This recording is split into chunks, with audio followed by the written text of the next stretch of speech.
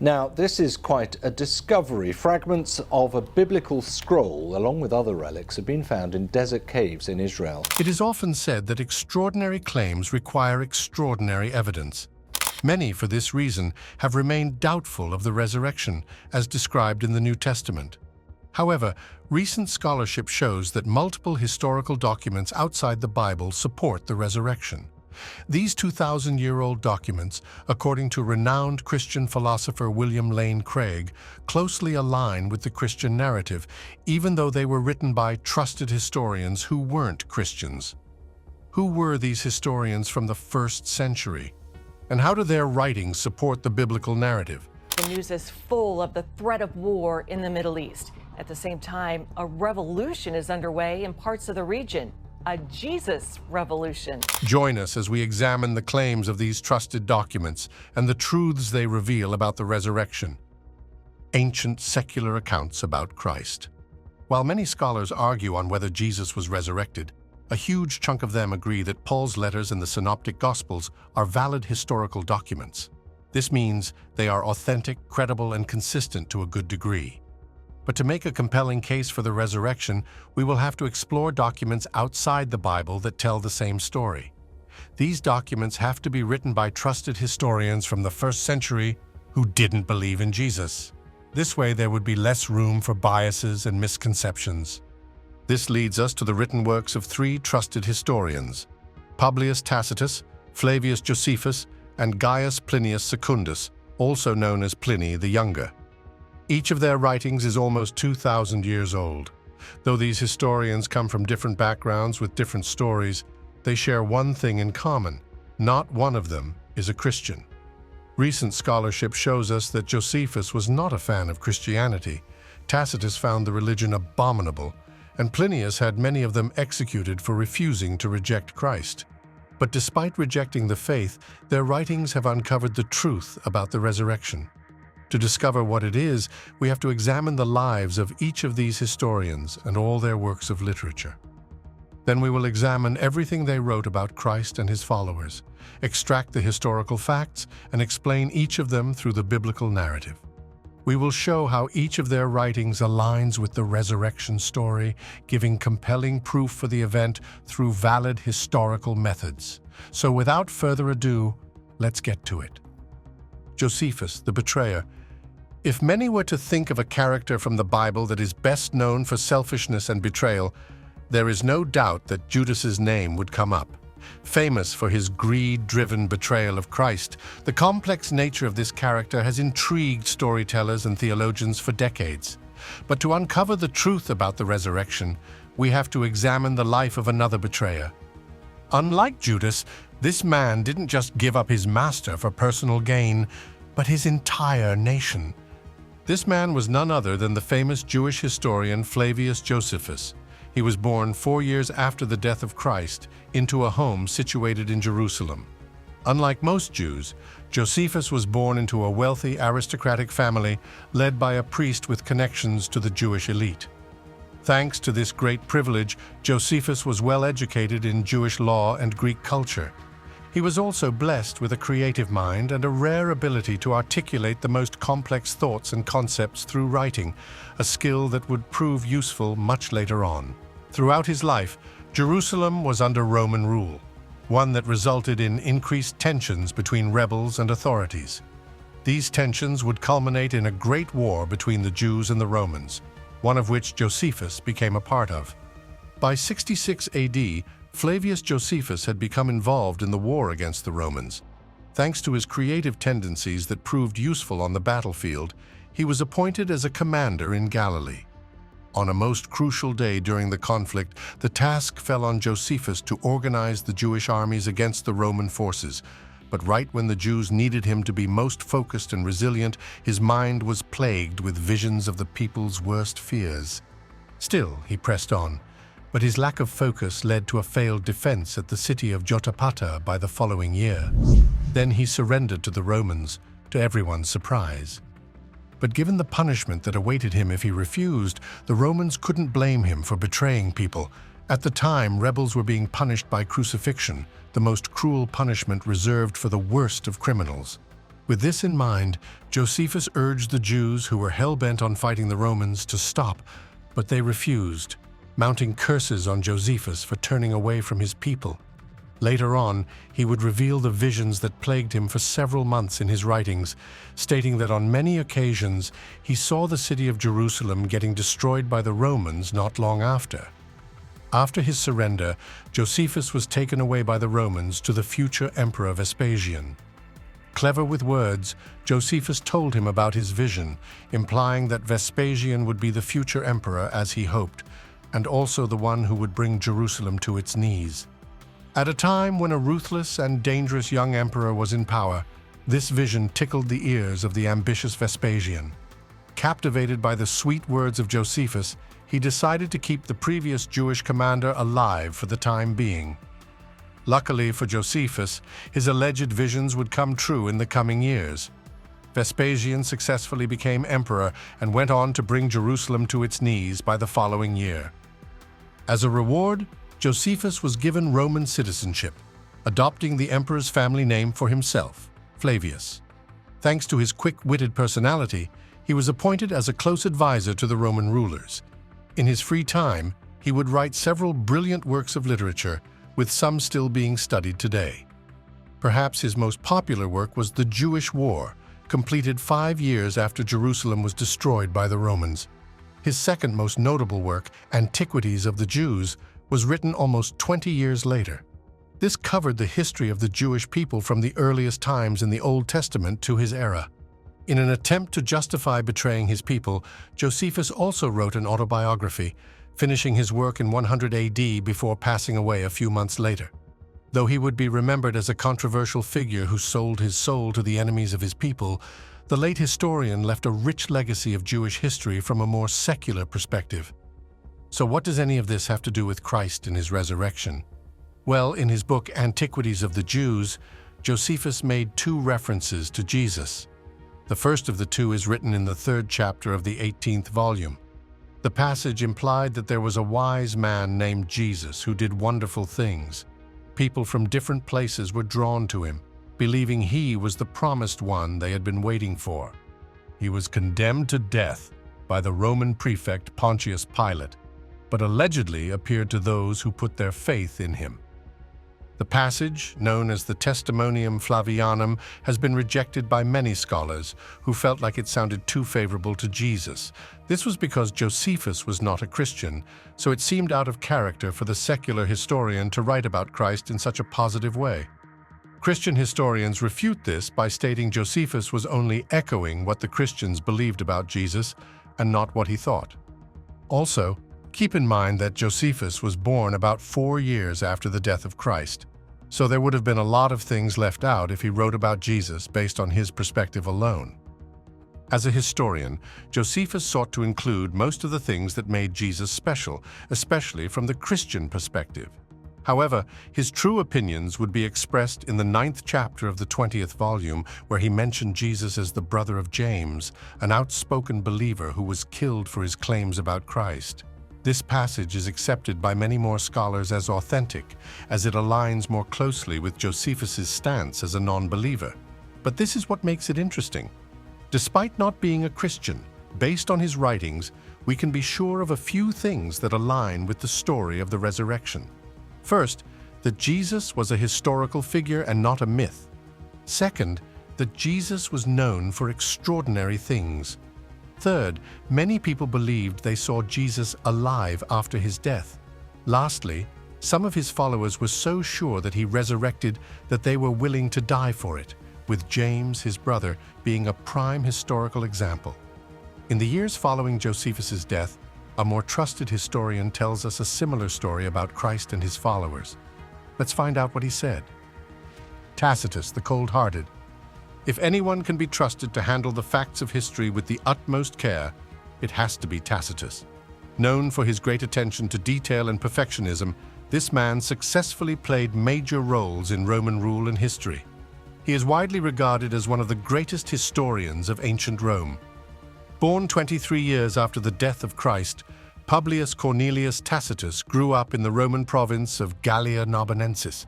His effective critical mind secured him various roles in Roman politics, including quaestor, praetor, and consul.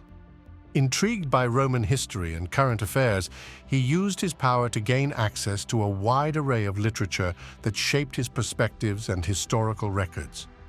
Among his most brilliant written works was Annals, a writing that focused on the history and political affairs of the Roman Empire from the reign of Emperor Tiberius to Nero. This work had a strong moral undertone, focusing more on the increasing corruption of new leaders as time went by and the decline of Roman virtues with each new emperor. His next notable writing is known as Histories, focusing on the history of the Roman Empire from 69 AD, also known as the Year of Four Emperors, to the rise of the Flavian dynasty. It also gave great insight into the long period of chaos that followed Nero's death.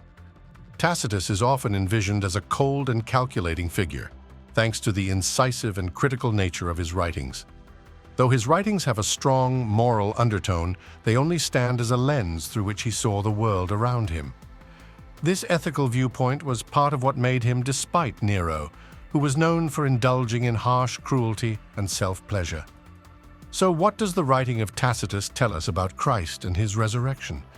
In the 15th volume of Annals, Tacitus made mention of the early Christians and the many troubles they experienced under Nero, the emperor he despised. He wrote about a great fire that caused great devastation, and Nero's blame on the Christians for the incident. Tacitus referred to the Christians as an abominable group that based their teachings on the instructions given by a criminal who was executed by Pontius Pilate. This passage is widely accepted by scholars because it reflects the cold and concise nature of Tacitus's writings. So, unlike the first text from Josephus about Christ, it is unlikely that the passage was added by Christians later on. This is important for many reasons. Despite considering the early Christians as an abominable cult, the writings of Tacitus confirm two vital things about Christ. First, just like the writings of Josephus, this confirmed that Jesus was a historical figure and not a myth. Second, it confirms that his followers were willing to face the harshest punishments for what they believed, including the death and resurrection of Jesus. Let us examine one more trusted historian who wrote about the same thing. Pliny the Younger. Pliny was a man who served as governor of a region in modern-day Turkey during the reign of Emperor Trajan. During his reign, he wrote about a growing sect of people who were growing so fast in his province that he didn't know how to address the situation. He made mention of multiple awkward trials he had to work through, though he wasn't even sure of what to do with them. According to a letter he wrote to the emperor, there were multiple legal charges pressed against alleged criminals whose only crime was identifying as a Christian. These people were known for worshiping a god they knew as Christ. So to end the situation, he would often tell them to worship a Roman god and curse their god to spare their lives. But to his surprise, too many of them would refuse, preferring to die than to worship anything other than Christ. All who refused were executed, as the ruler saw their existence as a threat to peace and order. But to be sure of why the citizens thought these people were dangerous, Pliny looked deeper into the matter, but he only got more confused. According to what his insiders revealed to him, the only strange thing Christians did was meet at specific locations before dawn to pray and sing hymns to their God.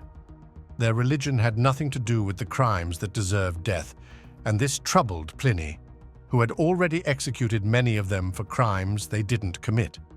Because of this, Pliny was no longer sure about how to handle this group, as his attempts to end the movement only made it spread much faster. In response, the emperor advised him not to actively seek them out, but to still punish those who were publicly arrested and accused of being Christians.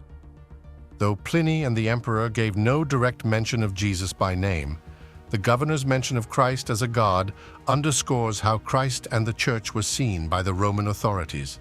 The letter by Pliny to the emperor is accepted by most scholars as a valid historical document, another proof that Christ was a historical figure, having followers who were willing to die for what they believed was true, despite having every reason not to. Aside from this, Pliny was also famous for describing the eruption of Mount Vesuvius in 79 AD, with his letters being the only eyewitness account of the tragic event. With that being said, it's fair to say that his writings can be trusted. So with these records in mind, what new insights do we now have on the resurrection? Do they prove that Christ was resurrected? Stay tuned for the answers and much more. 4 historical truths. Considering the accounts of these trusted historians, renowned Christian philosopher William Lane Craig arrived at 4 compelling arguments for the resurrection of Christ. These arguments are not natural events that are approved by a wide array of scholars who are opposed to Christianity.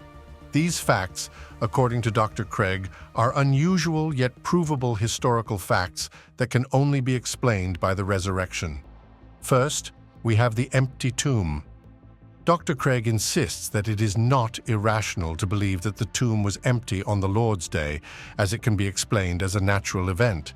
Although it sounds intriguing, it is also natural to believe that Christ was buried by a member of the ruling class who was a secret follower of Jesus. It is also natural to believe that the tomb was discovered by women on the first day of the following week, who found it empty and went to tell others about it. These are valid historical claims, unlikely to have been made up, as they couldn't work as made-up stories. How so? Keep in mind that as a disciple, it is hard to tell others that Jesus was abandoned by his followers at the time of death, and the only person available to bury him was a member of the same group responsible for his death. This would have been an embarrassing story to tell others who wanted to put their faith in Christ, as not even his disciples trusted Jesus when he needed them the most. Also, keep in mind that as a first-century Jew, it is hard to tell others that the tomb was discovered by women, people whose testimonies were of much less value in those days. If the disciples wanted to make up a story about the resurrection, they would likely not have mentioned women as the first witnesses of the risen Christ. Second, we have the numerous stories of Jesus appearing alive after his death. Many creeds date back to the 1st century, telling of the different times Christ appeared to many individuals and groups. Most of these appearances were to people who had either lost hope or were incredibly hostile to Jesus. While some think these were hallucinations, the shared experiences imply that these people genuinely believed they saw the risen Christ. Third, we have the transformation of the disciples. As the historical accounts imply, the earliest disciples were boldly telling others about Christ's resurrection shortly after his death. This was a far cry from their behavior when he was arrested and killed by the Romans. All his disciples left him, with each looking out for himself while wallowing in fear and despair. Shortly after, they were boldly telling everyone about Christ. According to Craig, the only explanation for this sudden shift in behavior was a major life-changing experience, one which can only be explained by true appearances with the risen Christ. Fourth, we have the emergence of the church.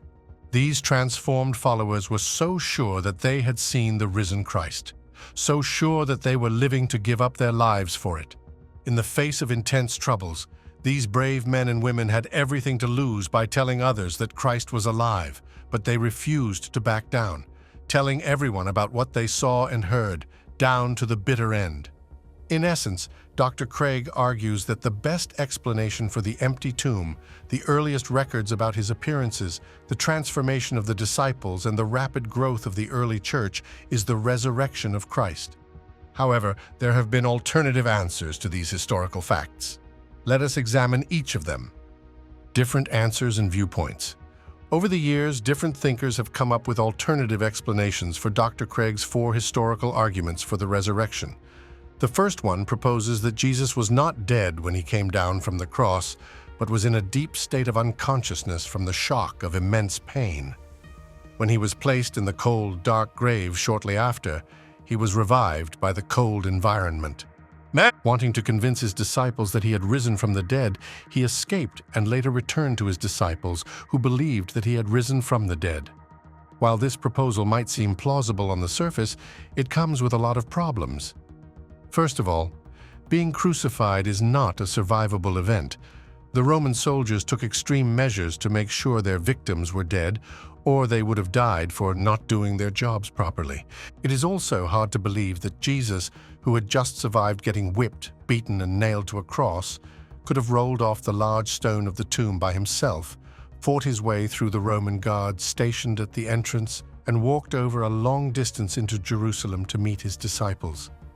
Even if he could do all of this, his appearance to his disciples wouldn't be effective, as showing up with a severely broken body would only imply that he was a man in need of medical attention, not their glorious Lord and Savior. Another famous proposal implies that Jesus' body was stolen in secret by his disciples while the guards were asleep. This is perhaps the oldest opposing view to the resurrection, as it was recorded in the Bible. It was told by the soldiers who were in charge of guarding the tomb, stating that they slept that night and woke up to see the tomb empty.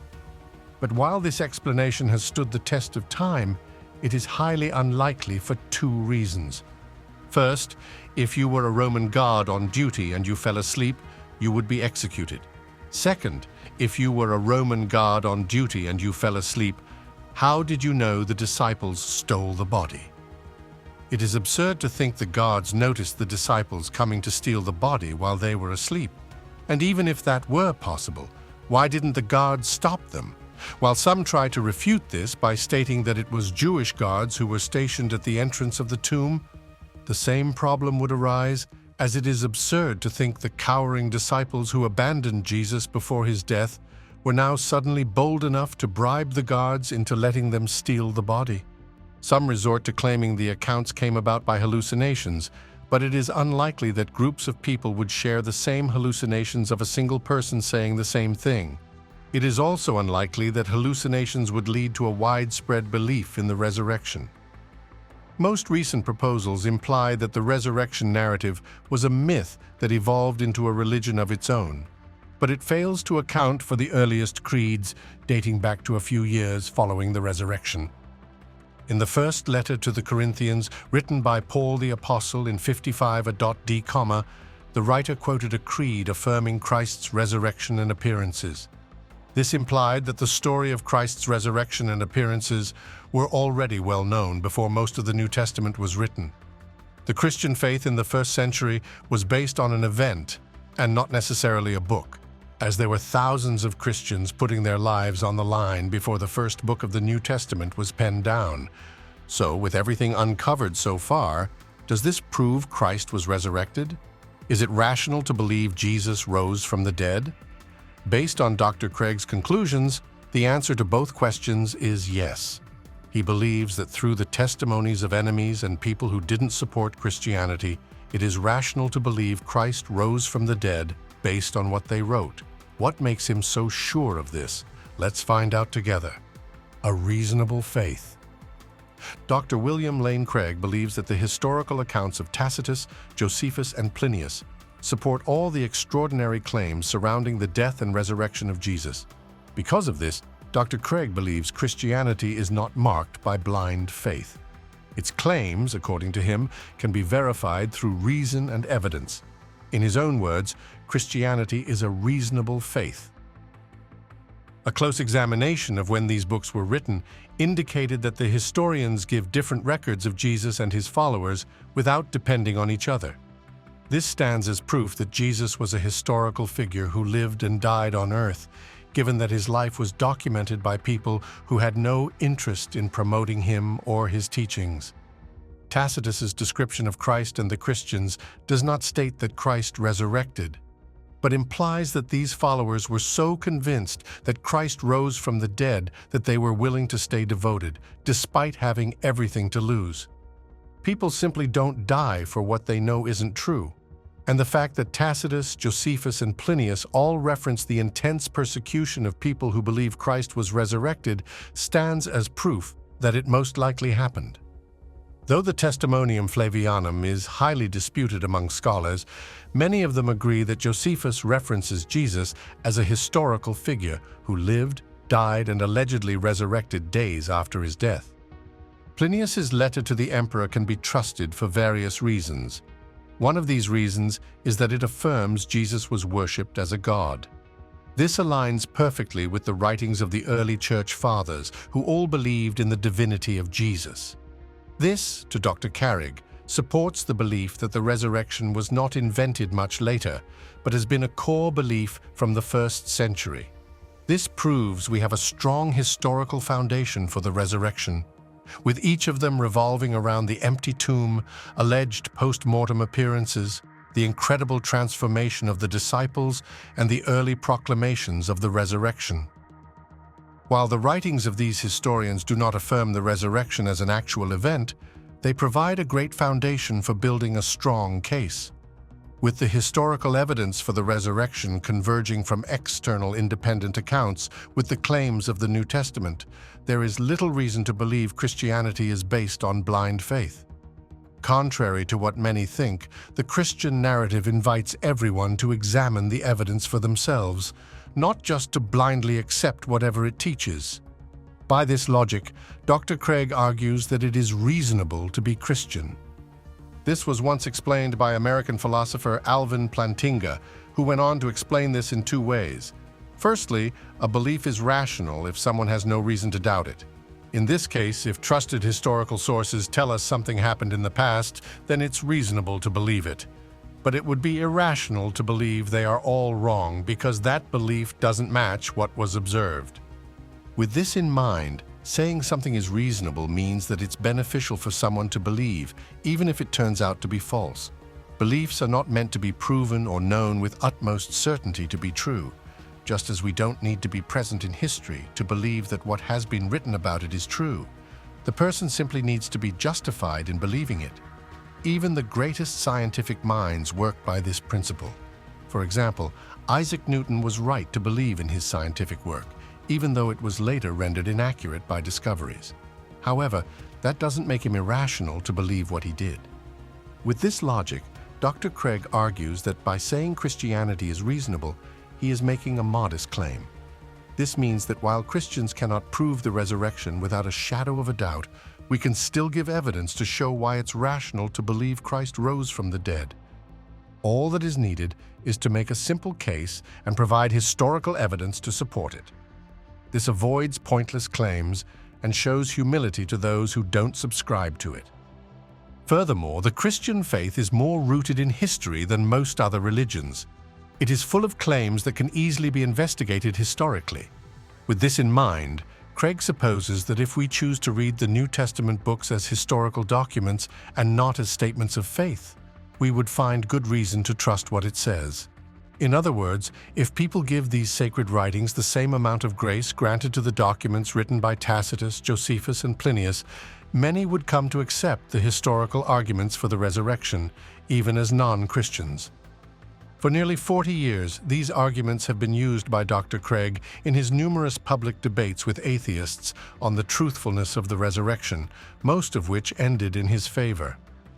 Among these atheists include notable historians and journalists such as Bart Ehrman, Michael Scherer, Christopher Hitchens, and Richard Carrier. Still, it is important to know that most Christians adhere to their faith because of their subjective experiences, and not because of the historical evidence mentioned in this video. The work of Christian philosophers like Dr. Craig goes to show that there are many good reasons to adhere to the Christian faith beyond personal experience. He argues that through the work of trusted historians from the first century, we have good reasons to believe that Christ rose from the dead, as written in the Scriptures. So what do you think? Do these documents prove that Christ was resurrected? Do we have enough evidence to support it? Let us know in the comments down below. If you enjoyed the video, make sure you like, share, and subscribe. Also, click the next video shown on your screen. You will enjoy it.